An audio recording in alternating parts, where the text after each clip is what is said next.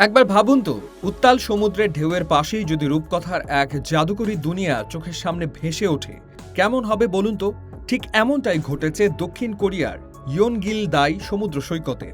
শুরু হয়ে গেছে বহুল প্রতীক্ষিত 2026 ইয়োনগিল-দাই স্যান্ড ফেস্টিভ্যাল। সমুদ্রকে জড়িয়ে থাকা বিশাল জাদু এই প্রতিপাদ্যকে সামনে রেখে এবার সৈকত জুড়ে তৈরি হয়েছে চোখ জুড়ানো সব বালু শিল্প। Cinderella, Pinocchio, Hansel and Gretel কিংবা দ্য লিটল মারমেইডের মতো চেনা সব রূপকথার গল্পগুলো যেন বালির কারুকার্যে জীবন্ত হয়ে উঠেছে পূর্ব সাগরের তীরে। উৎসবের মূল আকর্ষণ হিসেবে দাঁড়িয়ে আছে একটি সুউচ্চ ও রাজকীয় দুর্গ। সোমবার পোহাং থেকে ধারণ করা দৃশ্যে দেখা যায় দর্শনার্থীরা মুগ্ধ হয়ে ঘুরে দেখছেন এই বিশাল সব ভাস্কর্য।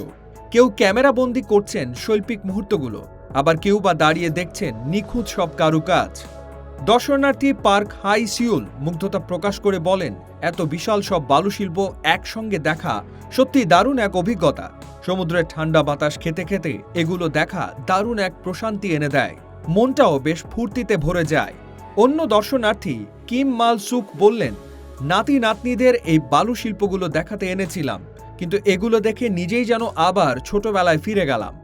ভাস্কর্যগুলোর ডিটেইলিং সত্যিই অসাধারণ। একই সাথে সাগরের ঢেউ আর সৈকত দুটোই দারুণভাবে উপভোগ করা যাচ্ছে। অগাস্ট মাসের শেষ পর্যন্ত পর্যটকদের জন্য উন্মুক্ত থাকছে এই চমৎকার বালু শিল্পগুলো। আপনিও কি সমুদ্রের পাড়ে রূপকথার এই দুনিয়ায় হারিয়ে যেতে চান?